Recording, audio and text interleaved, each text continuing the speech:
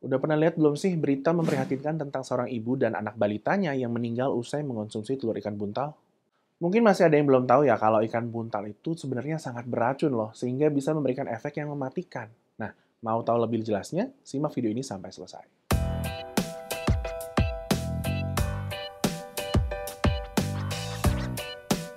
Halo, saya Dr. Abi dari Alo Dokter. Perlu diketahui kalau di dalam ikan buntal itu terdapat racun yang namanya tetrodotoxin yang sangat mematikan karena bisa menyerang sistem saraf dan bahkan tetrodotoxin ini diketahui bisa lebih mematikan daripada cyanida loh. Nah, racun ini juga bisa ada di dalam telurnya nih. Mengonsumsi sekitar 1-4 mg racun tetrodotoxin murni aja udah bisa berakibat fatal bagi manusia. Makanya nggak heran kalau banyak kasus keracunan gara-gara ikan yang disebut juga sebagai ikan fugu ini. Kalau kamu sampai keracunan ikan buntal maupun telurnya, gejala awal yang biasanya timbul sekitar 10-45 menit setelah mengonsumsinya adalah mati rasa pada mulut, mual, dan juga muntah-muntah.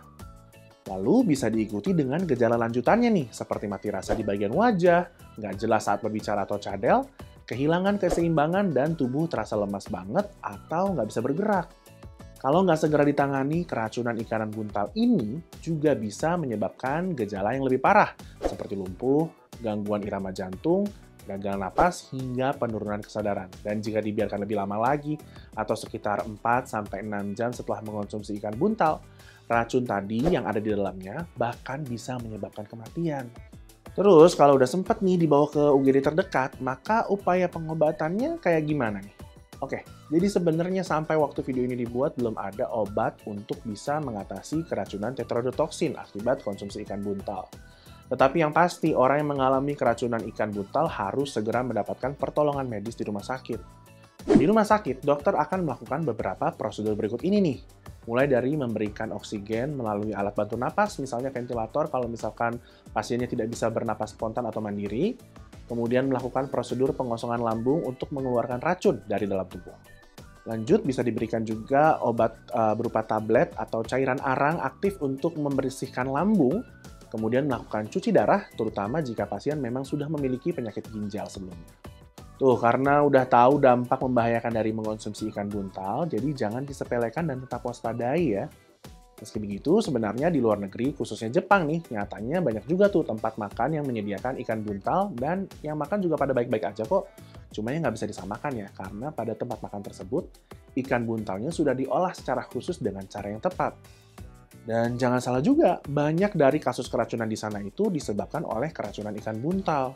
Makanya untuk mengonsumsi ikan buntal ini maupun telurnya memang dibutuhkan koki atau ahli masak yang sudah terlatih untuk bisa membersihkan racun dari dalam ikan buntal hingga mengolahnya menjadi hidangan yang aman untuk dikonsumsi. Selain itu, perizinan restoran di sana juga sudah ada standarnya sendiri untuk bisa menyajikan makanan tersebut. Jadi memang nggak sembarangan.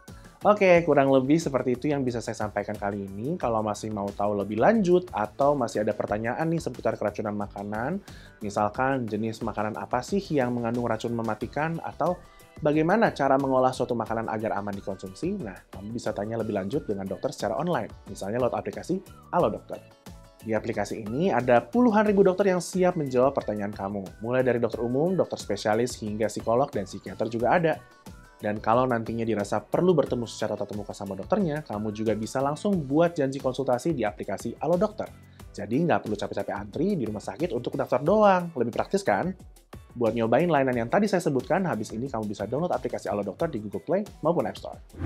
Sip deh, segitu dulu informasi dari saya kali ini. Selanjutnya mau bahas topik kesehatan apa lagi ya? Kalau ada ide, langsung aja tuliskan di kolom komentar di bawah ini. Terima kasih buat yang udah nonton sampai selesai. Jangan lupa untuk like, share video ini sebanyak-banyaknya, dan juga subscribe ke channel YouTube Alo Dokter. Hidup sehat bersama Alo Dokter.